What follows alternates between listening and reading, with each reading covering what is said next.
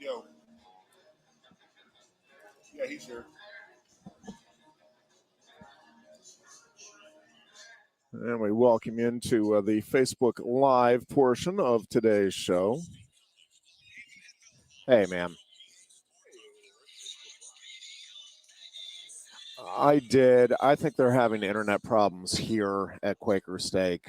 The stream is not. It says we're having trouble streaming to Facebook. This may be an issue on Facebook's end. So.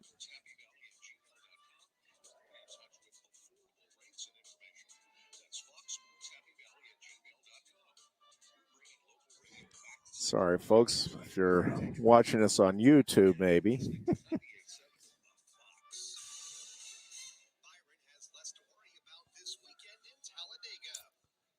Okay, awesome. Thank you.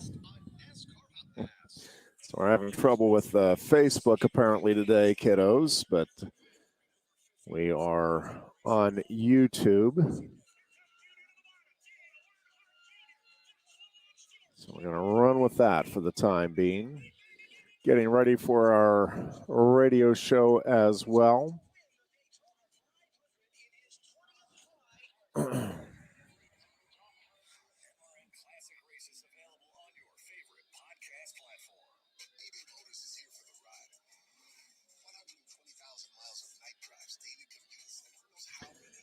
Can bear with us. We're getting ready to go live here on the air. We are hoping, at least, in the State College area.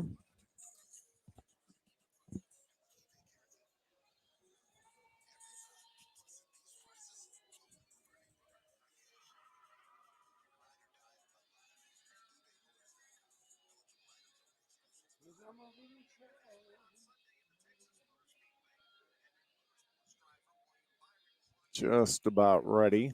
Again, appreciate your bearing with us here on another fairly wet day here in the Valley of Happiness. And we are, in fact, live on Fox Sports Radio. We are 98.7 The Fox in Center County, and it is great to have you along for the ride on a, again, somewhat wet yet again day here in the Valley of Happiness. It has been a long time coming, but and we're still having now. We have Facebook Live issues, of course, on the day we get everything else going. But we are on both YouTube and now on our home here in Center County. Again, it is Sports Radio 98.7 The Fox. Jeff Byers, Keith Conlon with you. And, man, do we have a lot to get into today. Dear Goon, I think we will start with the one place that everybody wants to start, and that is Saturday night and the utter disaster that was Penn State football on Saturday night. Special teams were horrible, Goon. You had the blocked field goal. You had a missed field goal. You had a fumbled punt return. Iowa's punter, Torrey Taylor, averaged 14.5 yards better per punt than Penn State's Riley Thompson. The running game was stuck in neutral, and that's putting it kindly. Katron Allen and Nicholas Singleton combined averaged for less than 3.2 yards per carry. Trey Potts clearly should be the starter. He has moved ahead of those two. He averaged 5.7 yards per carry on Saturday night, one of the few bright spots for Penn State. Nobody on defense, Goon. This defense, it's supposed to be all that. A vaunted defense. It is a defense that did not have a single player. Not one player on defense had more than 3 tackles credited on Saturday night. You know, we talk about in football, Goon, it's about how you start, how you finish.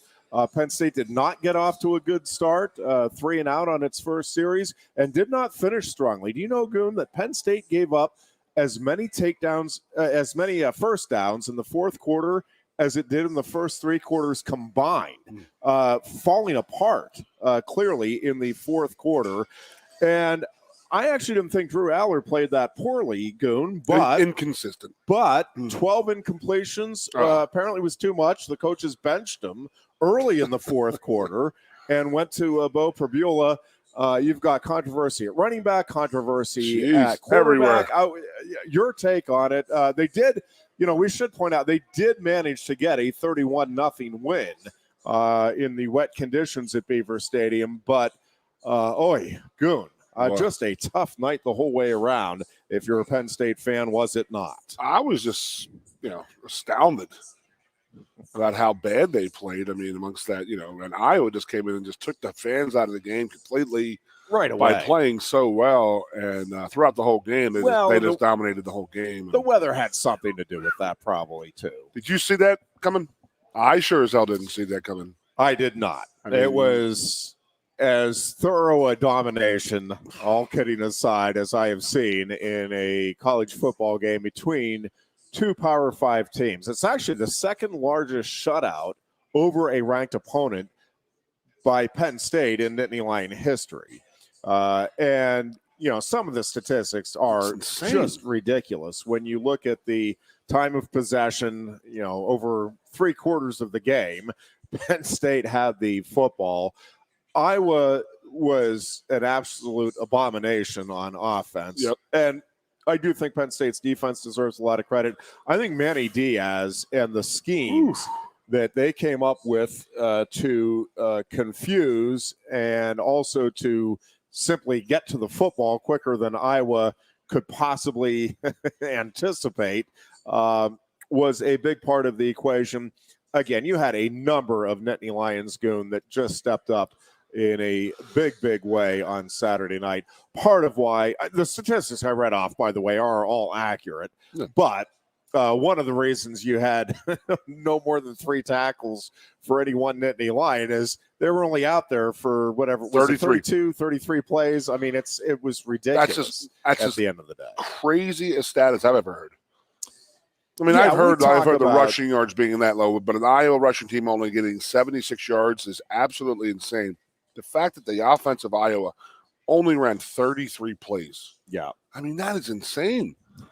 I mean, really did the players show last night, and Tyler Elsdon was talking about, and Jake Wilson, they're both getting in the game and stuff like that, but it was like, I mean, getting into that game and playing 8 plays, you played a majority of the game. You played a quarter of the game pretty much. I mean, 8 plays and you played a quarter of your defensive snaps. I have never heard a stat that bad, that low.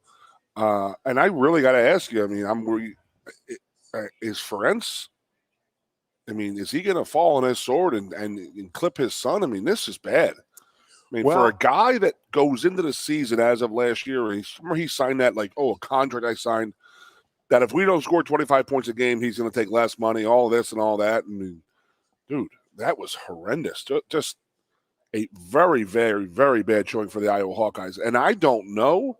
I would love to think it was due to the Nittany Lion defense because they were balling, and there's no doubt about that. But, man, that was complete domination every facet of that game. Well, and listen, I know you look back now 31-0, and it's like, wow, this was only going to go one way.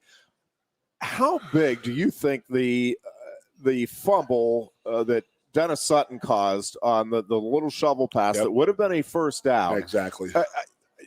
I don't know how differently the game plays out, and maybe at the end of the day it plays out similarly.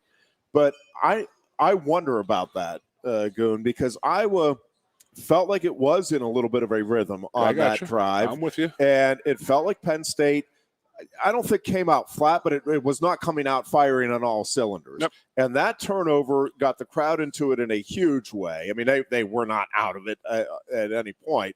But and then, Penn State, and by the way, Penn State settled for the field goal. I mean, it wasn't like Penn State came out and just dominated from the get-go. But from that point on, it really did feel like, okay, this is a game where Penn State is in control. And I thought really, even at halftime, I mean, it's 10-0, and Penn State obviously played well, fantastic on defense in that first half.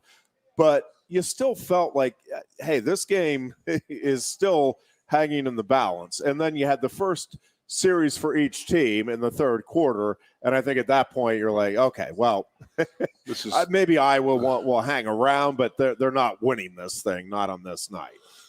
And then obviously, I mean, Penn State just continued and to just dominate everything second about half. it from top to bottom. I mean, again, I go back to, I've always marveled, and I was marveling up till Friday night, talking on all our different shows about how Iowa is Penn State of the 60s, 70s, and 80s. Strong defense, great special teams, don't turn the ball over. But, geez, think about that. They had, 4 turnovers? Penn State, we caused 4 turnovers, in my opinion. I don't think it was on them. I think that our defense just truly, truly, truly dominated them. And I got to say, Iowa only being down 10-0 in the first half was a blessing for them. I mean, it should have been much, much, much worse. We should have capitalized some more. So there is stuff that we need to work on for sure. And I know that coaches, I guarantee you, those kids came to a Sunday meeting and they were all high on their haunches and this and that. And I guarantee you he beat them down saying, you know what, you're not as good as you think you are in that game. Look at all these plays right here. Look at all the points we left on the table. I'm sure Yurcich was killing them about that, all the points they left on the table and, not capitalizing on big turnovers and momentum dealing. Top to bottom, I think the Penn State played rather very, very well. And I don't know if it's Iowa is that bad, but I heard some pretty unbelievable stats here today. Penn State's 4 opponents, they have 1 loss between the 4 of them right now, as of right now. That's pretty amazing. We still haven't turned the ball over. And the 1 loss, by the way, is an impressive loss. I mean, I think this Penn State team has been about as impressive. It's interesting because there's different ways you can look at quote unquote impressive. I mean, I think the Ohio State win over Notre Dame is probably the most impressive win by a Big Ten school this season. And we'll see how the season plays out. Again, right now, in the moment, that I think is the most impressive win that the conference has, no doubt, to this point. Well, I mean, you were working at the game, so you know my routine. Yeah, I skedaddled on home real quick. I got home by 7, left the parking lot at 7:15. I was there but a coin flip. I mean, that was unbelievable. I couldn't believe it how fast we got home. And I had the double TV going, so I had Notre Dame on the bottom. So I was watching both games at one point, of the whole game, actually. And then in the third quarter, it turned into, okay, well, Penn State's pretty good here. I think we're okay. Let's switch the TVs and turn the volume up to the Notre Dame game. But, yeah, but somebody asked me today, we're like, oh, well, Notre Dame's playing you, or Notre Dame's playing Ohio State and all these other big games. Who's Penn State playing? I'm like, you can't tell me that. Well, people knew that West Virginia wasn't going to be that great 10 years ago. And when this thing was made, the schedule was made, and that's where I'm at. It's like, how do you know that Notre Dame was down 10 years ago and did Ohio State think they were going to be that good? Well, here's the thing with that, though, is so, again, I think Ohio State's win over Notre Dame most impressive in the Big Ten. To this point in the season, I think Texas's win over Alabama is the most impressive win in the country, at least among the contending teams. Well, probably in the country. So I think those have been the 2 most impressive wins, individual wins. But in terms of consistent performance through the first 4 weeks of the season, to me, and cover Penn State, so you can accuse whatever bias you want, but I think Penn State and Washington, to me, have been the 2 teams that have most consistently been passing the eye test, and the statistics would back it up in terms of offense and defense doing good things and complementary football and the whole bit. I think what Washington and Penix is doing at quarterback is, to me, as impressive as anything in the season. I think Florida State has had some good wins, but they also had. They didn't play well Saturday. Well, I mean, again, that is a good win on the road against Clemson. I don't know how you define well, but you go into Clemson and you win. That, to me, is being down impressive. 10 and coming back to win is very impressive. You're not playing too poorly in that game. And I think Florida State has obviously put itself in good position. When you look at the other teams, though, that are among the contenders right now, or at least the teams we think are among the contenders, I mean, Texas basically has to get through the next 2 weeks, and then on paper, it can coast. That the only 2 ranked opponents on the remainder of Texas's schedule are 24 Kansas, who Texas will play this weekend at home, and number 14 Oklahoma, who the following week Texas will play at home at the Cotton Bowl, but I mean it's a home game. So those are and then after that it's all unranked opponents. Now, are there dangerous unranked opponents in that remaining schedule? For sure, and it's not going to be a cakewalk, and I don't think it's that there's no chance that Texas loses. We've seen crazy upsets in the world of college football over the years, but Texas is in pretty good shape as you look at it right now after getting the win over Alabama, I think, to run the table. They'll certainly be favored to run the table the rest of the way. I think Washington is in a similar position, and I think Florida State, now after the win over Clemson, is in a similar position. Penn State has games remaining against both Michigan and Ohio State, both of whom are ranked higher than the Nittany Lions. And Maryland. The good news is that means Penn State has two opportunities to I don't think Maryland's ranked. No. Has two opportunities to take on higher ranked opponents. Not just ranked opponents, but higher ranked opponents. So Penn State, again, of all of the teams out there, has the chance, the best chance to go out and prove itself as being, worthy of. Yeah, you got to give Alabama. I mean, Tennessee. Texas proved their worth by beating Alabama early. They got, like you just said, Kansas, who does scare me a little bit for that Texas team. Yeah, because they could definitely jump up and bite them. And then Oklahoma and Texas, you could, that's a coin flip right there. So that's 6 games that they're going to play, and then they got 6 more games against teams that really. It is pretty comical how some schedules are made up anymore. I mean, but I guess the Big 12 is just so down right now. I mean, holy crap! I mean, they're not. Texas got to play. They're not playing A&M anymore, not till next year, obviously. So they got Oklahoma, Kansas, West Virginia. I don't know. I mean, they can coast in right now. Georgia still has a little bit of, meat on their schedule. Alabama, I don't think is really going to be partaking in the postseason play this year, which is insane, but it is what it is. With Saban complaining about the NIL money and this and that, and all of a sudden he doesn't have a quarterback, and he's mad at that, and you sort of have to laugh at that because that man has lived a life of luxury for the last 15 years because he was such a great recruiter, bringing in 5-star after 5-star after 5-star, and now it's sort of evened up here a little bit, and he's not competing. So craziness. Ohio State, they're going to get a lot of momentum coming out of that game against Notre Dame. But I mean, geez, what is Notre Dame thinking, having 10 men on the field for the last 2 plays of that game, Jeffrey? I mean, what is the O-line? I mean, what's the head coach saying, the D coordinator, and to the D-line coach, like, how do you not have all of our guys out there? And if you watch that play, they had the overhead of the playbook because they reviewed it at the end of the game. And I don't know if you saw it or not. They had the overhead of like the touchdown. Yep.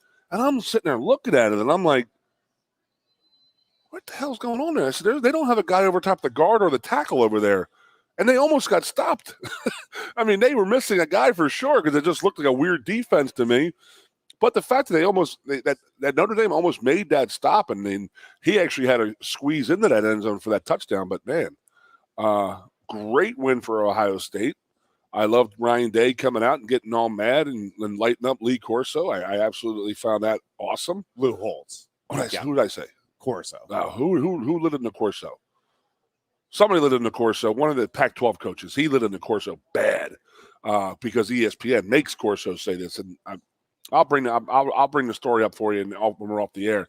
But Lou Holtz is just saying stuff like that, and Ryan Day saying it's Ohio versus the whole world. I mean, we were talking over the weekend, like me and Marco were in town. My wife and we were all just talking like, everybody needs these slogans and stuff like that all the time, and it's what kids do nowadays, is what Marco was saying. He's like, they need these little trophy generation prizes and stuff like that. So, Ryan Day running out there, it's Ohio State versus the whole world, and whatever it is. I think all coaches have always have done to. I mean, it's no quite. I mean, James Franklin was doing it with Penn State, No with doubt. Iowa from a game 2 years ago. And again, I think it's I think any competitor, I wonder how much of that stuff actually impacts the game. I know, I mean, I think Penn State players would tell you, it did. We were extra motivated because of that 2 years ago. And clearly James Franklin, while he didn't talk about it publicly this week, was driving it home because, I mean, several players mentioned it. And obviously there was some reenactments on the field and all of that. So, I mean, clearly this was a point of emphasis. Maybe I'm changing, Jeff. For the Penn State team.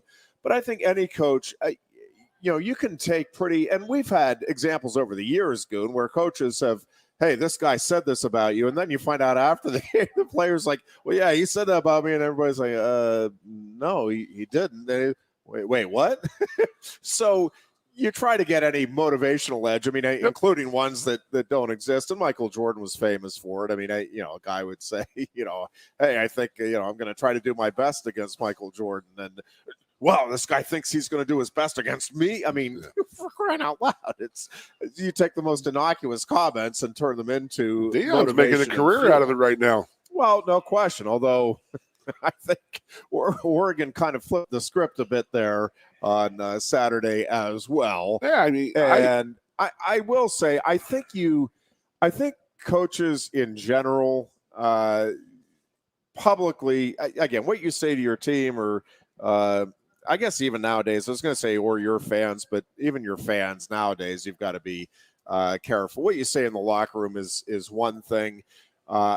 You've just got to be so ridiculously careful, I guess, or just be of the mindset that you don't care. People are going to use whatever they want, however they want, and just take the approach that you don't care. But one or the other, because people are going to, and opposing teams in particular, are going to try to twist whatever is said in whatever manner they feel will, again, help from a motivational standpoint.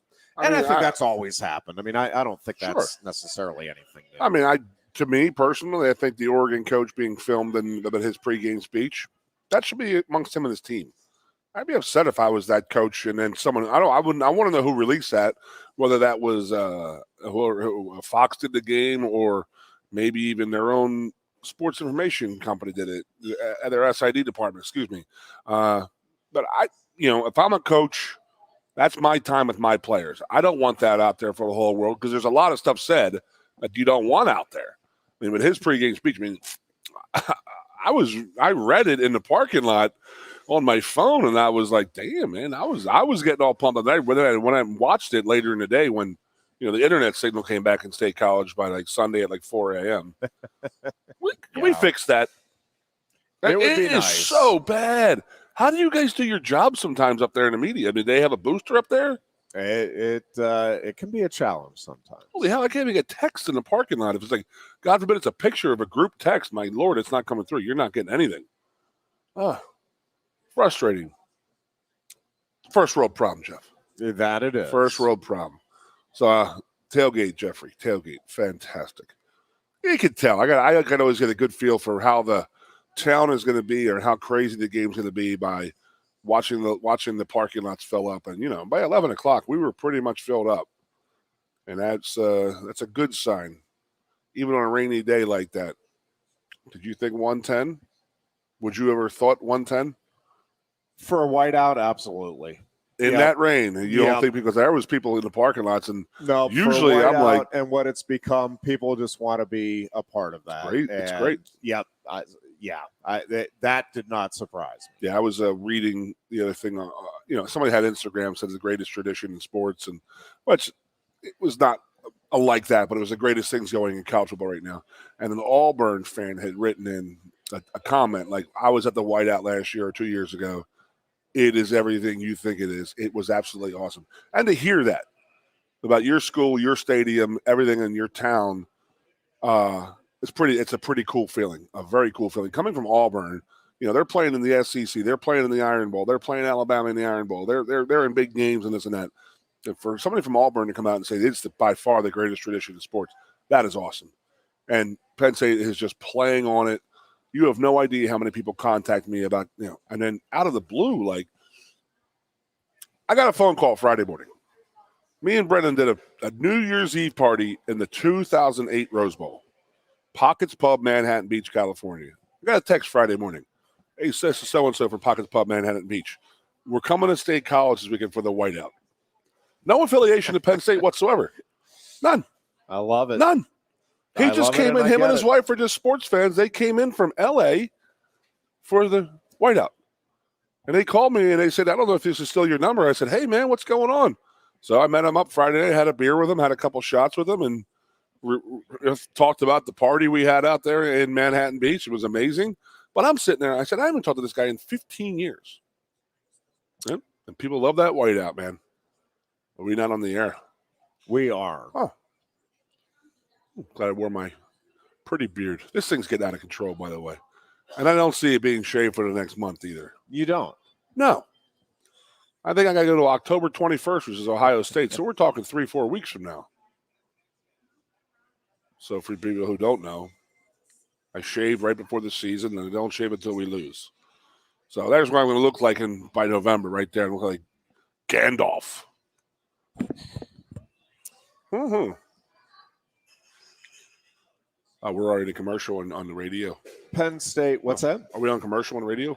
We are not. So Penn State is sitting here at 4-0, and now you have the game where you're heading to a Northwestern team that was left for dead, but I couldn't believe what I saw. Come on, and defeated Minnesota in overtime. And the questions there now for Minnesota and PJ Fleck, and now all of a sudden, I could not believe what I saw. One of the hottest commodities in college football, 2 years ago, is now probably on about as much of a hot seat as anybody in the Big Ten. Matt Rule obviously isn't off to a great start, but first year. And yeah, I don't think the leash, while I think it is short at Nebraska, I don't think it's quite that short. Obviously, you have Michigan State and Northwestern with interim coaches right now, but at the moment, probably PJ Fleck has the crazy to think about of anybody in the conference. I couldn't believe what I saw, Jeff. And it's just crazy. So now, Northwestern's sitting there at 2-2, and which again, that in itself is crazy to me too, because after I watched that, me and you, we talked the Monday after that Rutgers game, and we actually said to each other, I would be absolutely amazed if if Northwestern won a game this year. That's exactly what I said. I could not believe what I watched and how bad that team was against Rutgers, how bad they were. And I'll tell you what, I got to give them a ton of credit. You're down 21, Minnesota, third, fourth quarter, you're down 21 points, and you have the gumption to come back and win that game in an overtime. God, good for you. And then it's their second. I didn't believe it. I couldn't believe it. I saw it Sunday morning. I said, what? I said, Minnesota lost that game, and Northwestern comes back, and they're 2-2, which I was amazed because, like I said, I couldn't believe it. I would have bet money that they weren't going to win a game this year. And that little bit of me is a little bit scared for Saturday because they got a ton of momentum right now with that win. And it scares me, Jeffrey, because we're coming off of an environment where there's 110,000 absolutely rabid, screaming fans on Saturday.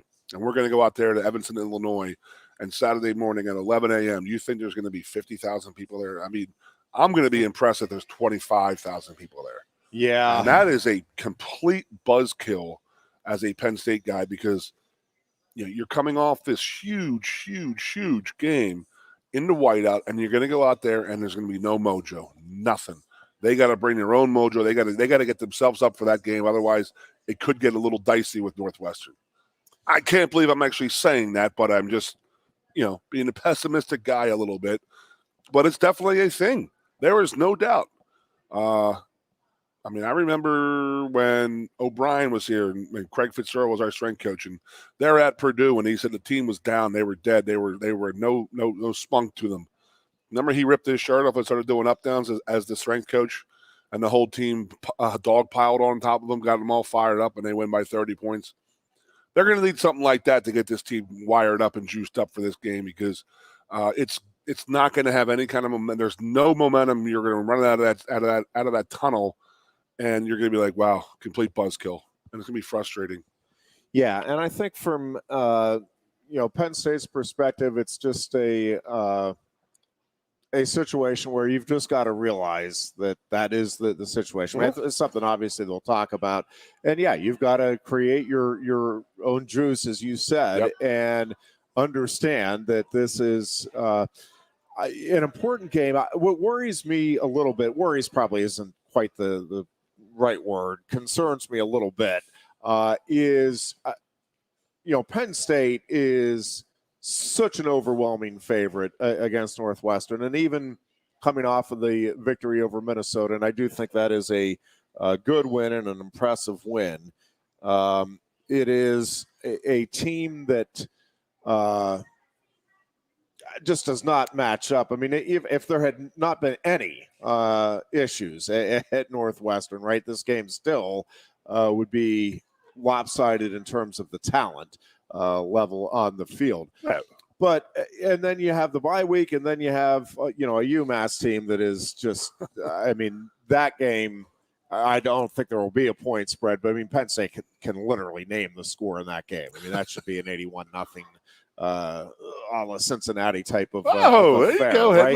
Headley. Because I mean, again, Massachusetts I think has won one game, and obviously is not an FBS school. So I think that is going to be a significant challenge just to keep the focus on improving. Yes. If you're Penn State, and I think that is going to be the most difficult thing here for Penn State, is to truly focus on just themselves and on improving. Yes. And not worry about what is actually happening in these next two games.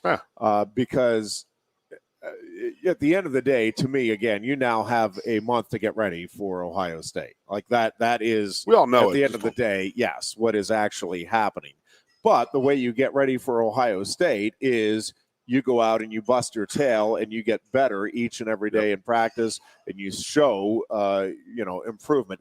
I don't know how we, the fans or the media, gauge improvement. I really don't in a games against Northwestern, especially against UMass.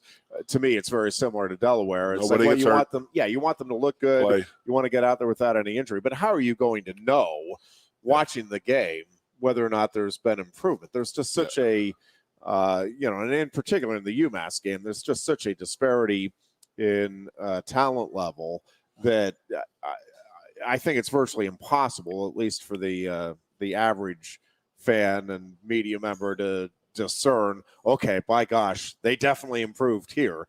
I mean, statistically and big play wise, I mean, yes, they may improve in those areas, but I just don't know in terms of actual practical improvement how you gauge that in these upcoming games. Starter wise, because I'm going to say this, and that is I was just talking to some guys who were close to the program, staff guys, type of guys, and he was saying to me, he's like, hey man, you've been watching like late in games? And I said, yeah. He goes, yeah, there's really not been much of a drop off. They've really run their offense, done their defense with their backups. I mean, you think about that, Jeffrey, they are balling right now in that regard. I mean, they have the recruits, the players coming in, the guys are playing very, very tough throughout the game, but then they bring the second and third team guys in, and they're doing it, and they're getting the job done, which is unheard of. Not unheard of. I mean, it was very similar to what any great team's got great depth, but we are sitting here lining up for a nice little run here, not just this year. I'm talking about the coming years and all, with the way these guys are playing as the backups, and then even the third team guys when they get against a Delaware, even the other night against Iowa. I mean, we went out there, we still balled on defense. It wasn't starters out there. Granted, it was only 33 plays. Oh man, 33 plays. Have you ever heard anything that low? I know I haven't.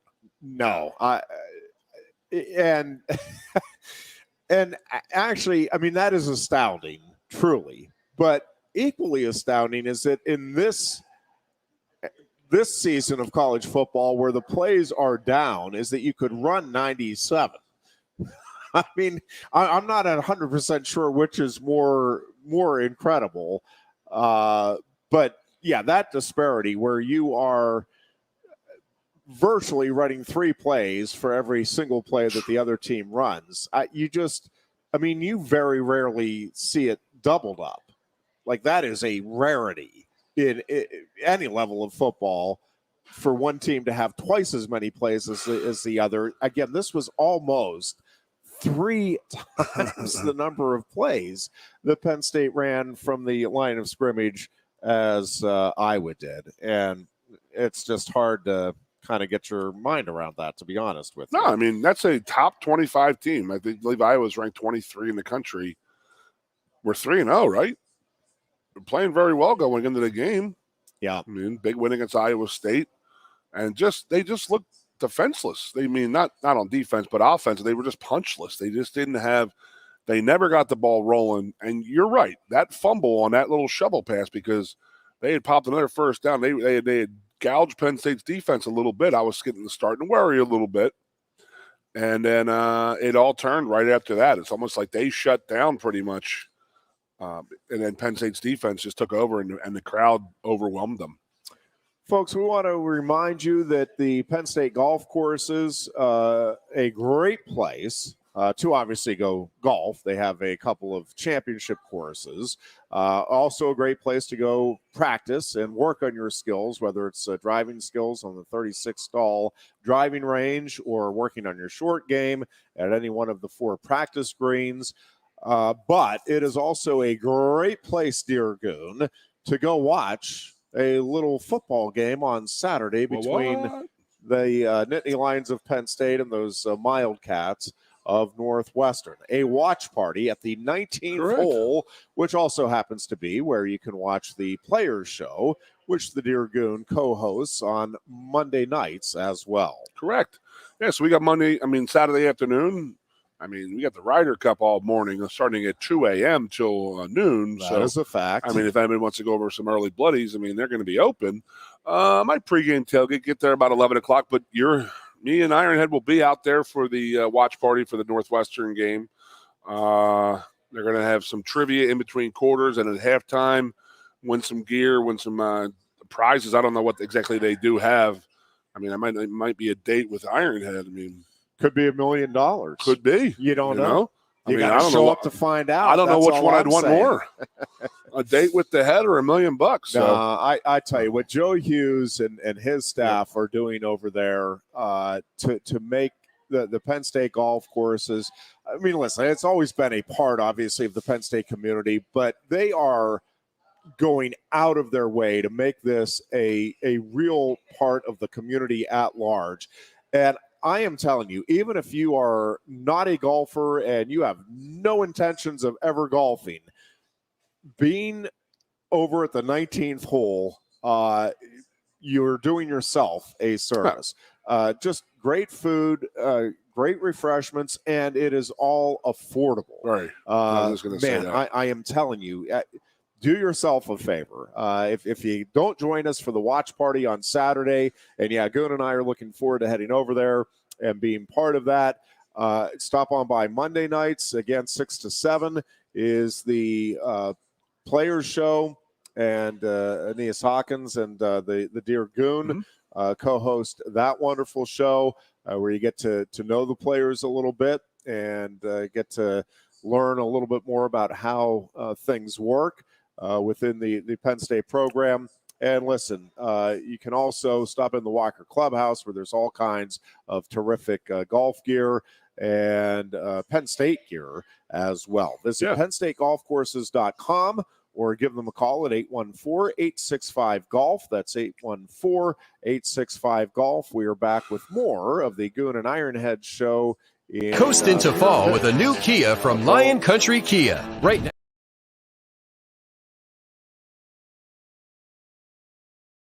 98.7. Coast into fall with a new Kia from Lion Country Kia. Right now, get a 24 Kia Seltos for 5.25% APR for up to 48 months. A new Sportage plug-in hybrid at 0.9% APR. Check out our 23 Sorrento hybrid for as low as 4.5% APR. And don't forget, all 2023 and 2024 Kias come with a 10-year, 100,000-mile limited warranty. Stop in and meet with one of our sales experts today and coast into fall at Lion Country Kia. We want to see you in a Kia. Since retiring, I have spent my time searching the countryside for the hottest wings in America.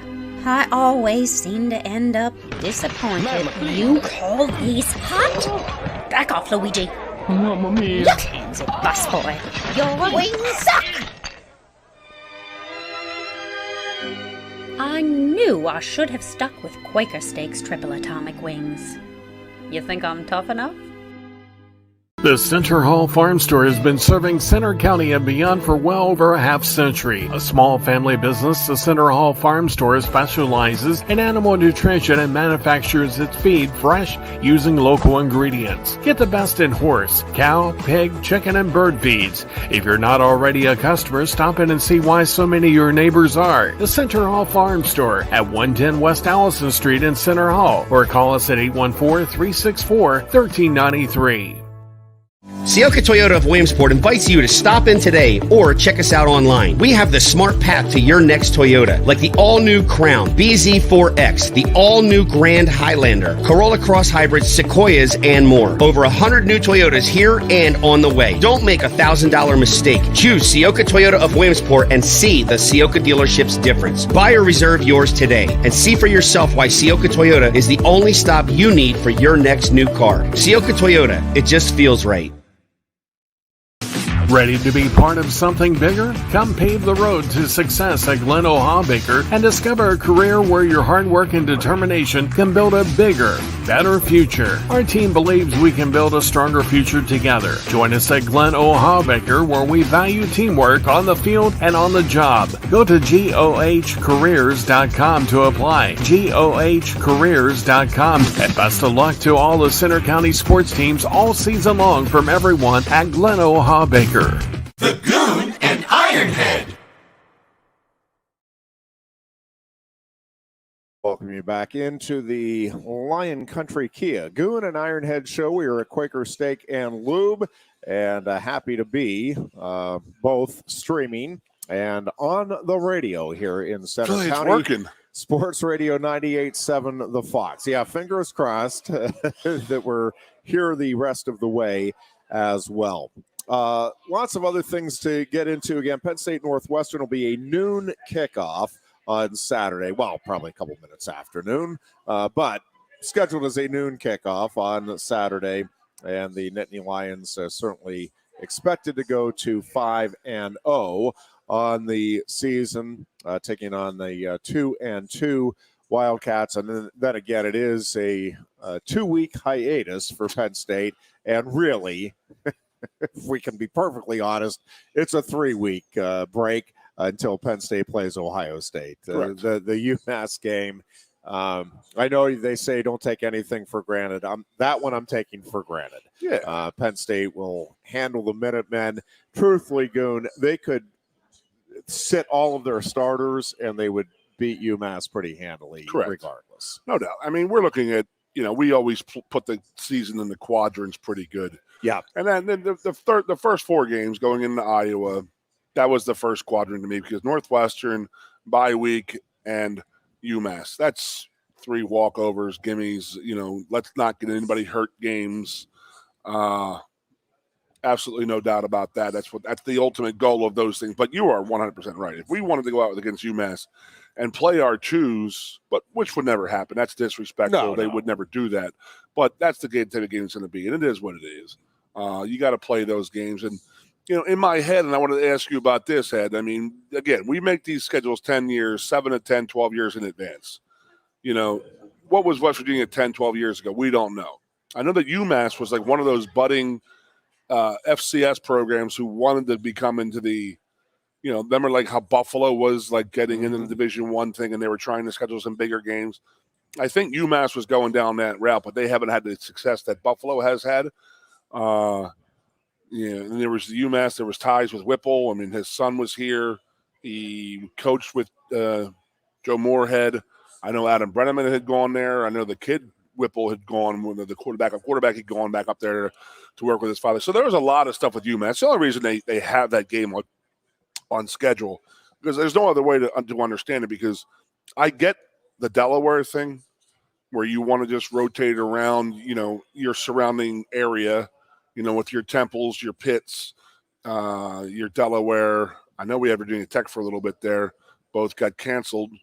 I just don't know how exactly UMass got on the schedule, but that's 2 weeks from now. We got a lot to do with that. But this weekend, we just got to go out there, be strong, be steady, play the game. James he knows exactly what the problem is. He's been around long enough to understand that, yes, we just played in front of 110,000 people, rabid, crazy fans in the middle of the night, and in front of 10 million, viewers type of thing, versus we're going to go out to Northwestern. It's 11 a.m. out there. You're going to have 40,000 people at the max, spread apart, not loud, not crazy, not raucous. So it's not a great place to play. I know I played there in 93 when they were really bad, and it was a horrendous place to play. I played there in 95 when they had their largest crowd in the history of their team, and that was a pretty cool environment, cold as hell, and they beat our butts. But no, James will have these guys ready to go this weekend. Yeah, I think. I mean, it may be an uninspired start to the game, No which doubt. to me would be understandable, although I have got to believe that is going to be a point of emphasis this week. I'm not certainly harping on much of anything coming off a 31-0 win over a ranked opponent at Beaver Stadium Saturday night. But James Franklin even said in the postgame press conference that, they were hoping to get off to a better start, obviously, with that crowd. I think that is going to be a point of emphasis this week is, listen, regardless of what time kickoff is, regardless of what the stadium atmosphere is like, we need to come out and execute, especially offensively, I think, what we work on all week. I'm saying I'm saying from the Penn State perspective, if I'm the coaching staff, I'm telling the players, we need to go out there and establish what we want to do right from the start. So I'll argue against myself here, I guess, in that that I don't think there should be a sluggish start, even if all of the things that we talk about occur, because I do think that is something that right now this coaching staff has to be looking at and emphasizing, because, again, to me, and maybe I'm going too much down this road, but to me this season comes down to 2 games, and then making sure that you don't let Maryland or Rutgers ruin anything. And I think those 2 teams, Rutgers defense is still really good. I if you watch that Michigan game, and I watched a good bit of it, Michigan did kind of take control in the second half, and I think wore them out a little bit, similar to what Penn State did with Iowa over the course of 4 quarters. But that Rutgers defense had that team in that game in the third quarter. And again, Michigan, to its credit, was able to put it away and take care of business in the second half. But if Penn State comes out and does not be ready to go, does not take care of business from the outset against Rutgers, and certainly against Maryland. I mean, Maryland still not ranked and undefeated. But to me, Goon, and I think I've seen most of the Big Ten teams now, at least a little bit. I mean, I haven't sat and watched every game, obviously, of every team. But to me, there's no question that maybe more than ever this year, there is clearly the top 3, and those 3 are, and we'll get into this maybe a little bit, to me, those 3 are legitimate playoff contenders. And I do think there's a scenario, I don't think it's one that'll play out, but I do think there is a scenario where the Big Ten gets 3 teams in the playoffs this year. Again, it is not a prediction. I don't think it'll happen.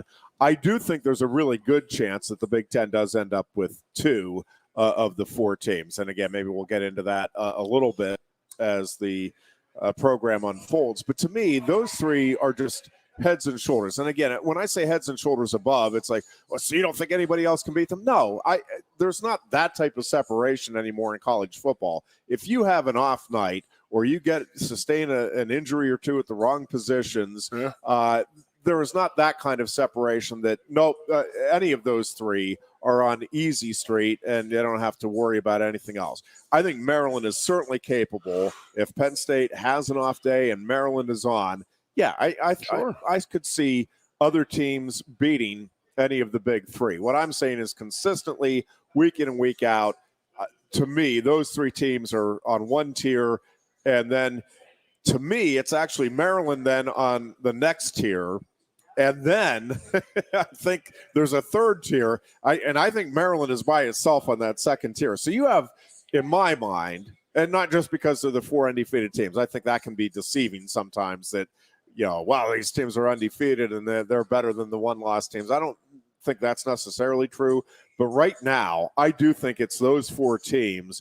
And then you bring in the Big Ten West and Wisconsin, and I think Rutgers is right there with the rest of the Big Ten West. I really do, and I think Maryland's a little ahead of the entire West. And I don't know what to make of the West right now, Goon. I mean, Wisconsin has certainly not looked inspiring to this point. Iowa is coming off just an awful performance against Penn State. Minnesota just laid an egg against Northwestern. I mean, Northwestern is still mired in what it's mired in, and so I just can't. I mean, I can't envision a scenario where Northwestern emerges as West champion. Minnesota just lost to Northwestern, for crying out loud. Iowa, Wisconsin. So, I mean, I think at the end of the day, you are back to Iowa or Wisconsin emerging as Iowa will bounce back. Team to beat. France has not been there for 20 years, for nothing. Although how much longer do you think Ferentz is well, there? That's what I'm saying. I mean, I think he's going to have pressure to fire his son. That's where the pressure is going to come from. He might follow up with you when you said that earlier. He might fall on his sword and say, "I'm not doing it." They're going to say, "You're gone." Well, I think he may just be gone anyway. Depending, a lot of it, I think, depends on how this season plays out. But he's been there a long time. He's been the dean of Big Ten coaches for 6 years now, right? I believe 6 or 7 years. And so James is 2. This is So I think, regardless, he's working his way toward the end of his coaching career, no matter what, whether there's pressure on him. I mean, I think of his own volition, it's not inconceivable that at the end of this year he's like, I'm good. I'm going to go enjoy, all that life has to offer outside of football and let somebody else take over these duties. Now, again, part of it, might there be some pressure? Yeah, I think if Iowa finishes like third or worse in the West this year with what the West is, that would be pretty disastrous. And listen, with that offense, I think that is a possibility. I mean, it feels like it is Iowa or Wisconsin, but I don't rule out the possibility that Minnesota could somehow get it turned around. And Illinois is another one. I don't think Purdue is going anywhere, but I do think Illinois is a team. I'm interested to see what Illinois does the rest of the season. The issue with all of those teams is offense, right? Like Wisconsin is okay defensively. I think Iowa's got a really good defense. I think that secondary is outstanding for Iowa. And I think that Illinois' defense is much better than what it showed earlier in the season. I think it is more along the lines of what we saw in the Penn State game. And, I mean, Illinois would be the one other team that I think I would be keeping an eye on. If you're, again, pinning me down, I would say probably Wisconsin or Iowa would be my guess right now to win the West. But if it's not one of those two, Illinois would be the next team I think that would have a chance to do that. Regardless, again, none of those teams, I think even by the end of the season, are going to be able to play themselves into being top 20 caliber teams. Do you? I mean, I guess you never know with Wisconsin. And Kirk Ferentz, as you said, is a terrific coach. Maybe he gets them better have him around coached up, but I don't see any of those teams not one in the West that'll end the season in the top. No 20. one's jumping up at me and sitting there. I mean, Illinois might have the best shot. Illinois, Iowa, Minnesota, Wisconsin, Nebraska. I mean, yeah, and I love Matt Rule, and I think I wanna go Nebraska back. How the hell are we eventually will get getting it turned three around. teams But in? I've been thinking that for since Scott Frost got hired there. Keep thinking that, so they keep losing. Yeah, and I don't know. I don't know. Nebraska's home with Michigan this week, and how ugly do you think that game's going to get? Because, again, I thought Nebraska would be able to I really thought at the line of scrimmage is where they were going to be able to match up with Colorado. I thought that was going to be a game that would go right down to the wire, and obviously it did not. And so I think that's a game that you just need to keep your eye on in terms of how badly does Michigan control the line of scrimmage. I don't think it's a matter of if Michigan controls the line of scrimmage, is to just what degree, and does it turn into what we saw with the Penn State-Iowa game here this past Saturday night. Every team and every team has to go through some adversity. I mean, let's go back to this Iowa game. You know how we always talk about how every team has that game when not a bounce goes their way? Yep. Iowa had to sit there in the first quarter. When that ball bounced off of the kick returner's head and we recovered a fumble and a punt, yep, that's one of those like, okay, it's not our day. Well, that's what it is. And when Saunders fumbles, he fumbles and Penn State gets it back. I mean, Penn State, and listen, you don't get through 4 games of a season with no turnovers without having the ball. But, it's you never get through 4 games with there was just never an opportunity for the other team to get the ball. That's just not realistic. But Penn State is, by the way, the only team still with no turnovers. As I saw it the other day with Oregon doing it, I was like, yeah. Well, so let me ask you, that's one thing I did want to ask you today. Are you a believer? Because I am, and it's probably silly on my part, and it's not that I think Penn State in any way, shape, or form sits there and says, hey, let's turn the ball over against Northwestern or Massachusetts and gets that out of the way. But I'm asking you as a fan, would you not I'll speak for me, and then I'll ask you. I am hoping that there is a turnover in one of these next 2 games. Not more than that, but I don't want again, I'm just speaking for me, and I believe in some of the nonsense that probably fans believe in. I don't like the idea of going into the Ohio State game without a turnover this season. To me, it feels like, hey, you're just due, man. Like you're at some point you're going to have a turnover this season, and you got to learn how to act. That it possibly mushrooms into more of a problem. Probably silly worries on my part, but that's my mindset. And again, I'm not saying in any way, shape, or form you go in rooting for the turnover, or that Penn State says, yeah, let's just get this out of the way. Let's give Massachusetts the ball the one time here. Not at all what I'm saying. I don't like the idea of going into the Ohio State game with 0 turnovers on the season. And your feeling for that is because you want to see how we react when we turn the ball over. You want to see. You have to know. Yes, but even more than that, I want to get it out of the way. It's more that. I mean, yes, I do want to see. I'm not that worried about how Penn State will react to a turnover on either side of the ball. I think the defense would relish the opportunity to get back out there and go at it. But I just I don't know. I'm one of those that feels like you're just due. Eventually that stuff evens out a bit. Now, I don't think Penn State, when I say even out, I don't think Penn State is going to go out and over the course of the coming weeks, the turnovers will end up even and they'll turn the ball over, whatever it is, 9 times to get it even. Not what I'm saying. I just think, again, those bounces of the ball, Penn State certainly has gotten them the last 2 weeks with the 9 turnovers that Penn State has picked up. And I'm with you. I think they've gone out and earned most of those turnovers, and they were a big part of it. But the not turning the ball over. I mean, Aller has had a couple of balls that probably should have been intercepted. Saunders fumbling the punt, obviously that's anybody. And credit to Penn State in getting back and getting on that, and Saunders' ability to stay with it. But I don't know. I am one of those. I don't want to go into the Ohio State game with the zero turnovers. I'd love to go a whole season without a turnover. That would be unbelievable. That would be absolutely amazing. If Penn playing in the national championship game and they fumble it, oh no, what are they going to do? It's over.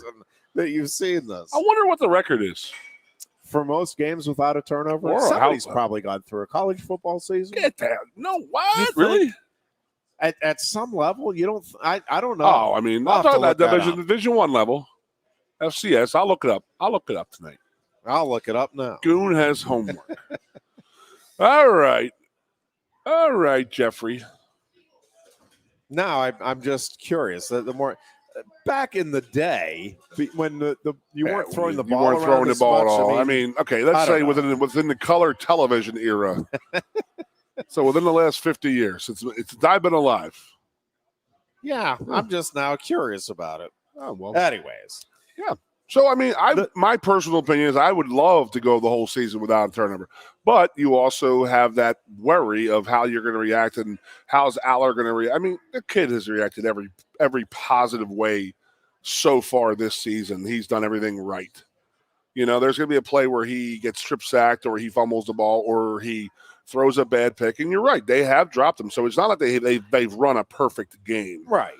So I'm okay. Let's go as long as we can and, you know, play with it and takes a little bit of pressure off everybody else. But if they keep talking about it, then there is pressure built so that when one does happen, everybody's going to go, oh, my God, what are they going to do? But it is what it is. It is what it is. Like I said, I'm worried Saturday. They have a little bit of momentum in their pocket. They have nothing to freaking lose. Penn State has everything to lose but nothing to gain, and it could be we probably going to be an ugly, slow start. That's the MO for the 11 a.m. games, but it's also the MO for coming off of a big, huge whiteout type of game, going out on the road. Again, a horrible, just bad stadium to go play in. It will be interesting to see how the boys handle it. But, again, I think that we have some well-led guys on this team. I think James is doing a hell of a job with this team. James has really stayed back in the background, in my opinion. He hasn't been too flashy, flamboyant, and saying crazy stuff. He's letting everything happen on the field. You know as well as I do, he was talking to those guys last week about that Iowa bull crap from 2 weeks ago or 2 years ago. Yep. You know, and they talked about it. The players did afterwards. But, yeah, there was definitely a motivational factor in that. But, you know, James is going to say, oh, I would never do that type of thing. So, you know, it's the gamesmanship that goes on. But, you know, he's definitely saying that behind closed door. You are listening to the Lion Country Kia Goon and Ironhead show. We are at Quaker Steak and Lube on this Tuesday afternoon. Quaker Steak and Lube, by the way, has the all-you-can-eat wing buffet starting now. 4 o'clock. You can come on over and enjoy great wings, great food. They are previewing the Penn State Northwestern game right now on the Big Ten Network.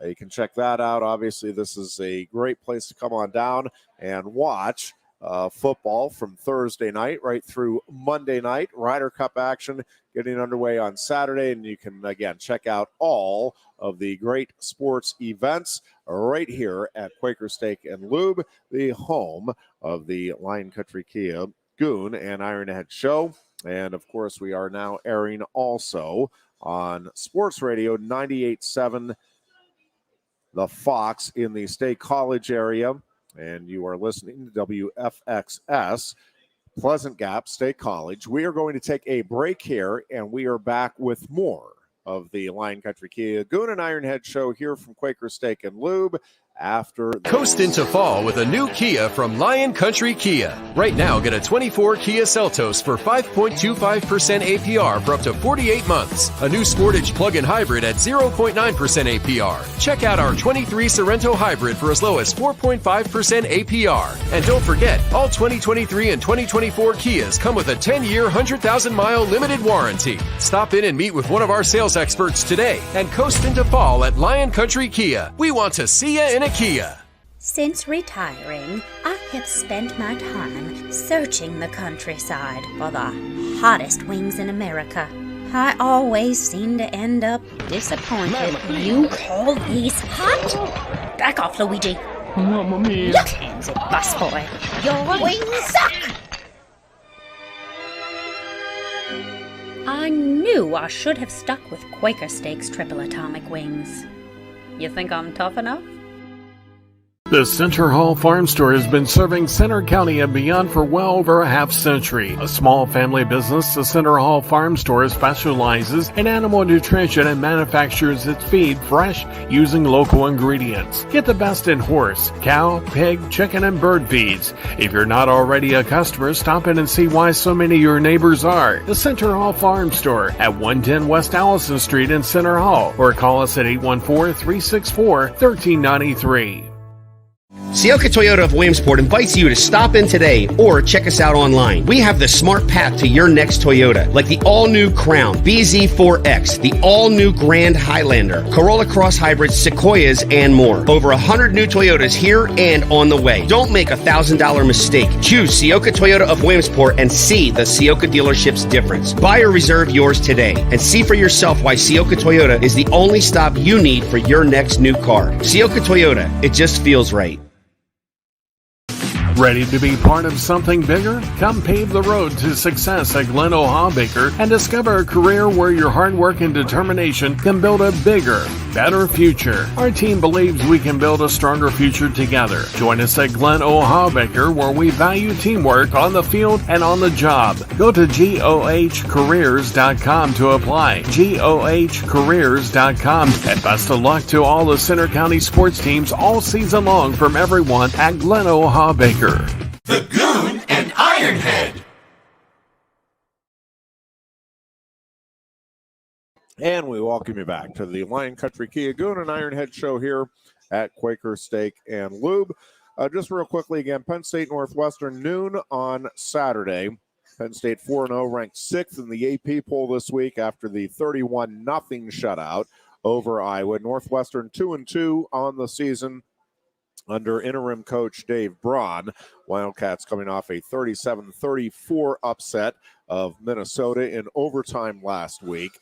Penn State has won 8 of the last 10 meetings with the Wildcats, and the Nittany Lions lead the overall series 15-5. Penn State has now won 9 straight games, all by at least a 14-point margin, dear Goon. Jesus. That is pretty impressive. Over the last 2 seasons, no other FBS team has won by a 14 margin for more than 6 straight games. Again, Penn State's streak is at 9. And I'm going to go ahead and go out on a limb and say they're going to get that streak to 11 before the trip to Columbus. That's my there's no lie. bold prediction. Well, yeah, it's only 14 points. There's no spread. So, yeah, I got you. I'm going to say that's going to be the true story. And with the 31 points against Iowa, Penn State has now scored at least 30 points in 11 straight games. That's also the longest active streak in the nation. And this is also pretty remarkable, Goon. Penn State has now scored in 28 consecutive quarters. Jeez. They've put points on the board in 28 straight quarters. That is the longest active streak in the country, dating back to the Rutgers game in 2022. And Penn State has also not allowed a first drive touchdown in its last 18 games since the Michigan State game in 2021. Real quick, the rest of the Big Ten schedule this coming weekend. Again, Penn State at Northwestern. That'll be a noon kickoff, and that one will be on the Big Ten Network. And Goon and I will be over at the Penn State golf courses watching said game. Looking forward to that at the 19th hole. You can come on over and join us. Some trivia and prizes will be given away during the course of the viewing party. And looking forward to that. That should be a lot of fun. Also at noon Saturday, Louisiana will be at Minnesota. Back on that winning streak. And then we have 4 3:30 games on Saturday in the Big Ten. Michigan will be at Nebraska. It'll be Illinois at Purdue. Maryland hosting Indiana. And the showdown, Goon, Rutgers welcomes Wagner. Wow. Massive game in Piscataway. And another night game for Iowa. This time the Hawkeyes will be home at Kinnick against Michigan State. Ohio State and Wisconsin both have byes in the Big Ten this week. So those are your Big Ten Yeah, records on there. What's matchups Wisconsin's record? Do you have it on there or no? this coming weekend. One loss. What is it? 3-1. They Yeah, lost, 3-1. they lost to the West Coast team, right? Yeah. So they're 2-0 in the Big Ten. I believe they yes, got all that their would be teams right. out. Yeah, I got you. Okay. Now your boy Alan has been hammering me here about your Buccos Phillies tonight, baby. I'll tell you. Now I seem to recall. Yeah. I don't know, but I know one of the Phillies World Series years they did clinch the playoffs in Pittsburgh versus the Buccos. So now the Buccos are in Philly. Phillies win the night. They clinch the wild card spot. I think they might actually clinch home field advantage in the wild card spot at that. They got to win the night. They have 8 games or 6 games left, and they got to win 1, 2 to get the home field in the playoffs, which is a huge thing when it's only a 3-game series in that opening round of the wild card. So, yep. What better way to do it? The Buccos to spoil the Phillies and just sweep the Phillies out of Philadelphia. It would be fun. Oh, it'd be great for you guys. It would be fun. Then finish up with 3 more wins against Miami. And unfortunately, the loss after the biggest comeback in Pirates history Saturday night, they lost on Sunday, and that will prevent Pittsburgh from having even a chance That's the greatest at thing a I ever heard. 500 record this season. Greatest comeback in team history, and then they get kicked out of the playoffs right then. It's like, yeah, great, it's celebrated, then boom, that's done. Yeah, earlier in the day, Saturday, they had already been eliminated from playoff contention, but the last Sunday eliminated them from contention of a 500 season. And you still have that Steelers offense this year. But, lots to look forward to for the Pirates moving forward. I wouldn't be upset if I were you. About what? As a Buccos fan. Well, I mean, they upset get a great little regard? core if they keep these guys in. We still have the same ownership group, though. So maybe they change their stripes. Wisconsin, real quickly, just they are 3-1. The loss, I was trying to remember the score, is 31-22 to Washington State. Yep. And they will have the week off, and then I do think it's an interesting game. I mean, they'll be favored, certainly, but Rutgers goes out to Madison on October 7th. And then you have the game that may very well be for the West Division title with Iowa also visiting Camp Randall. And then Wisconsin goes to Illinois.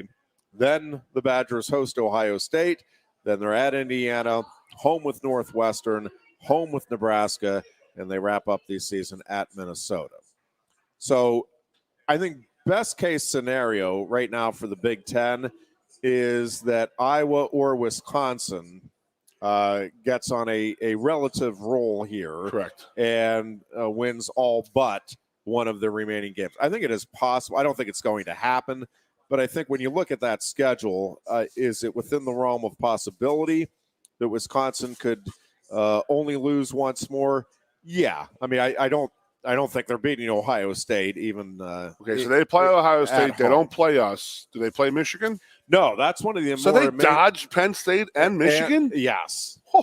Yes. Yeah, again, their remaining schedule is Rutgers at home, Iowa at home, at Illinois, home with Ohio State, at Indiana, home with Northwestern, home with Nebraska, at Minnesota. They're going to win the Big Ten West. And if they don't, wow. With that schedule, holy crap. Well, if they take care of business against They're Iowa. favored in all of those games except for Ohio State. My opinion. That is probably true. Wow. I think the Iowa game would be a virtual toss-up because they're home. Yes, I think. Well, Iowa still has to bring their offense up. Unless they go rent somebody's offense, they're going to be in trouble. So, Headley, I got a question. I got to get back to this. We're talking about Big Ten. Yeah. You said there's a scenario with 3 in the title, and I'm in the playoff. Yeah. And I'm like, okay, well, if Ohio State beats Michigan and Penn State and goes to do it, and then they lose the Big Ten it would have title. to be, Penn State, Ohio State, and Michigan would have to play round robin and all have one loss. Okay. And then, obviously, whoever comes out of that to go into the Big Ten championship, which, by the way, that's a fascinating scenario. We may wait till next week. Yeah, because I was going to ask that. I have the we could do it today, but there's a bunch of other stuff I want to get to. But I do have the breakdown on the tiebreaker there for the Big Ten, and it is interesting. I think we'll save that for either Thursday or next week, just because I really do want to get to some of the other stuff. Sure, that's on our agenda here today, but if all three teams finish with one loss, Penn State, Michigan, Ohio State. Yep. And let's just say it's Penn State that loses to Ohio State, but it is a last-second field goal, and Ohio State wins it 22-21 or whatever it is. But it's 1 or 2 points, and it's a last-second field goal, and everybody comes out of it saying, much like Ohio State, Notre Dame, man, both those teams are really good, and either one could have won, and all of that. And then Penn State goes out and beats Michigan, and it is a really, again, competitive game. Comes down to the last second. Penn State gets a field goal, and they edge Michigan. And then Michigan turns around and beats Ohio State in the season finale, and everybody's like, wow, all right, that was a great game. And again, all three games would have to be close. Okay, I got you now. You've got to have all of them with one loss. That is step one in the scenario. By the way, again, let the record clearly show, I am not saying this is going to happen. And even if that scenario plays out as I just laid out, I still don't think that the Big Ten ends up with three teams. But I do think it's within the realm of possibility.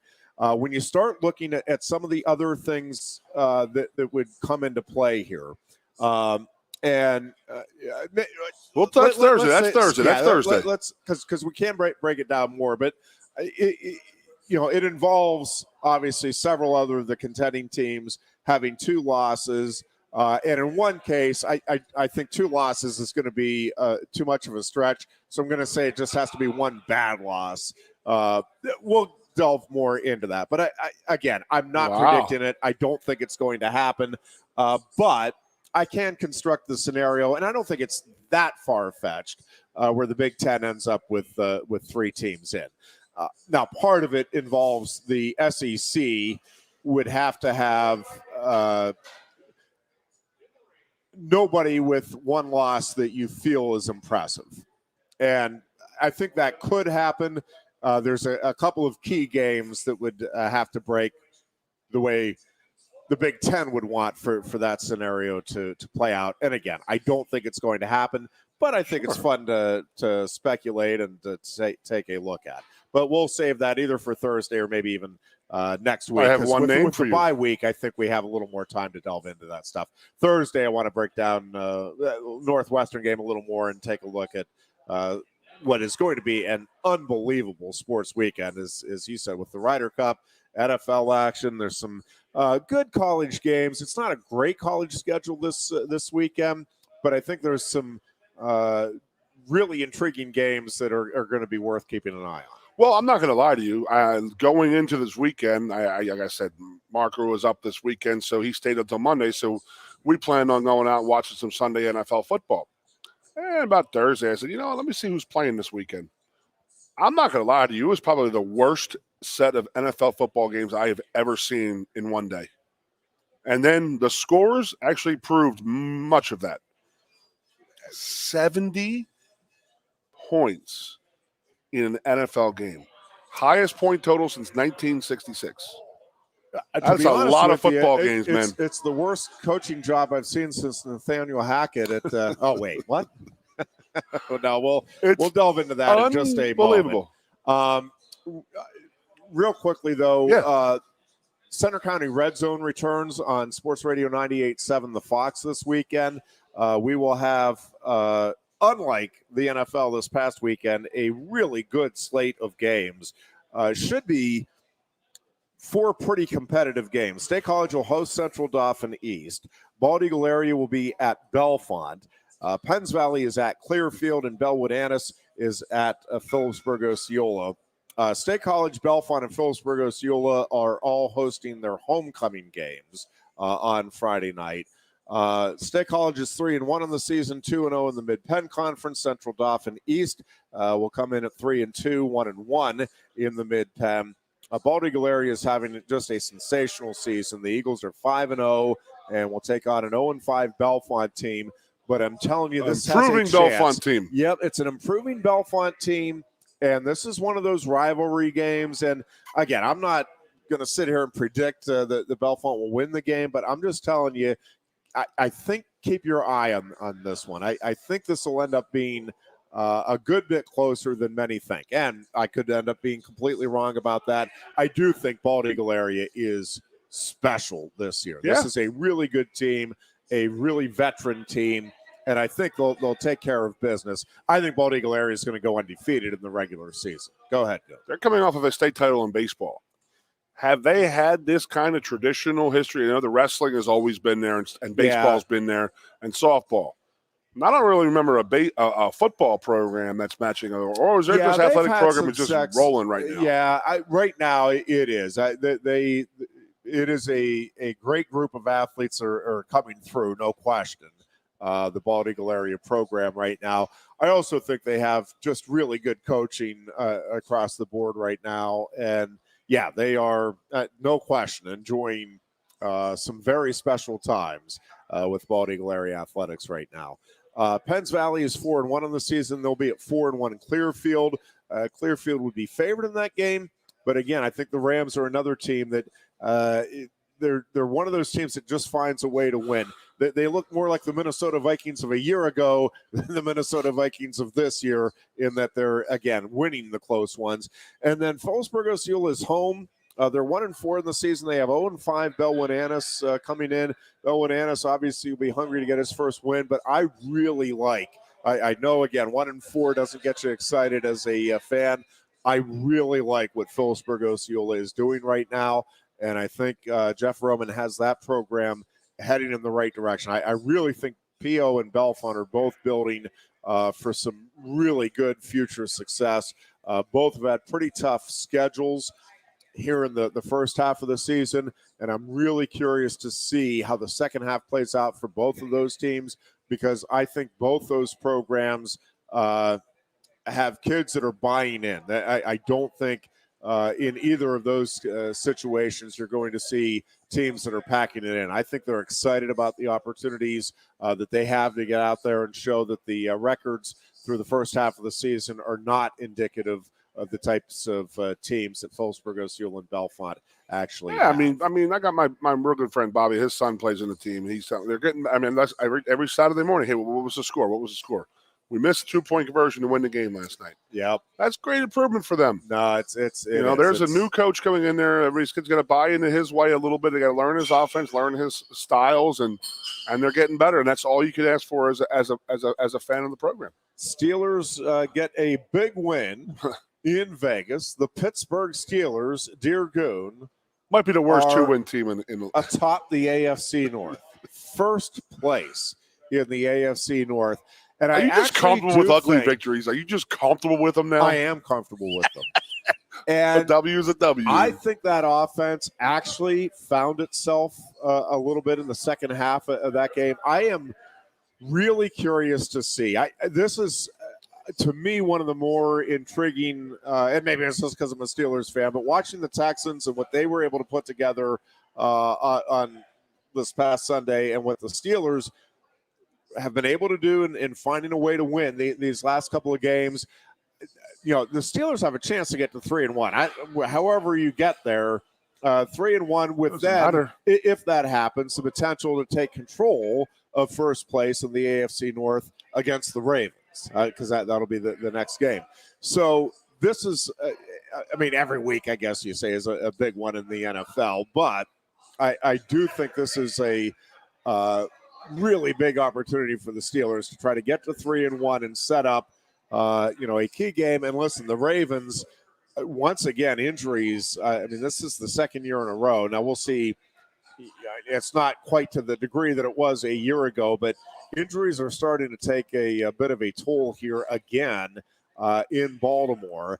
And the Steelers, to this point, knock on wood, have been relatively healthy. No team gets through the first 3 weeks, just everybody's completely healthy and ready and raring to go. But relatively speaking, the Steelers are in pretty good shape. I think Hayward, could be back. I think maybe for the Baltimore game. I don't think for the Texans, and I think it's maybe a stretch for Baltimore. But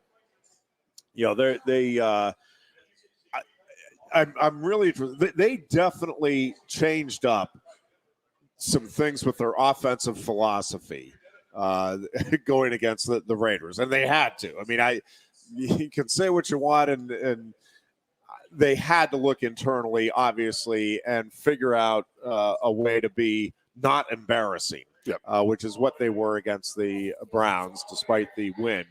And in the second half in particular, I actually liked a good number of the play calls. There were some I'm still like scratching my head over, but I really liked they did a lot more rolling Kenny Pickett out. It's like they suddenly realized and remembered, oh, we have Kenny Pickett at quarterback. And Kenny Pickett is most effective when you're getting him out of the pocket and you're allowing him to put some pressure on the defense. For whatever reason, against the Browns, they just, nope, we're just going to hand off straight up the middle. Even the running game was more imaginative this last week against the Raiders. So to me, this is a really important game at a key juncture, even though we're early in the season. The Steelers are right there in the thick of things right now, and they need to stay there, at least going into that matchup with the Ravens, in my mind. Yeah. I know you didn't watch the Notre Dame game. Correct? I did not. Okay, fourth quarter, they had the ball 4th and 1. I saw the very end of it. But the end, but in the series before, 4th and 1, you have Ohio State, a monster offensive line, monster fullback, running back, all that. They tried that sweep thing. And I was literally screaming as Matt Canada calling that play. You know what I mean? Don't try and stretch it when you have the muscle. Well, muscle it down. Especially in these days where you can push the quarterback, which I'm not a big fan of. I liked it when that was not permitted. I think the Eagles are doing it now just because they are allowed to, and they're making a mock. I saw it last night. So Lane Johnson's playing right tackle. The center, right guard, and left guard all blocked to the right. Johnson came around and pushed. Yeah. He was pushing Jalen Hurts, and I was like, wow, something's really weird here. Now, but back to the Steelers. I mean, yeah, to be 2-1 in the NFL doesn't matter how you get there, as long as you're there. And that is Mike Tomlin's becoming the king of these gritty, sloppy, ugly wins. But you know what? When they do go bad, when it doesn't go their way, it's a meltdown out there. So, we shall see, but when it comes to the Baltimore Ravens, Gardner Minshew did his magic yet again, buddy. Minshew magic out against the Ravens. Amazing. Yes, it After was. the step out in the end zone and the just some of the play calls this week, Jeffrey. I'm watching this Vikings-Chargers game. So Vikings have 0 timeouts. There's less than 2 minutes to go a game. They're literally, the Chargers are on their own 25-yard line. A 4th down and 1. They figure, you know what? Let's go for it. And the game will be over.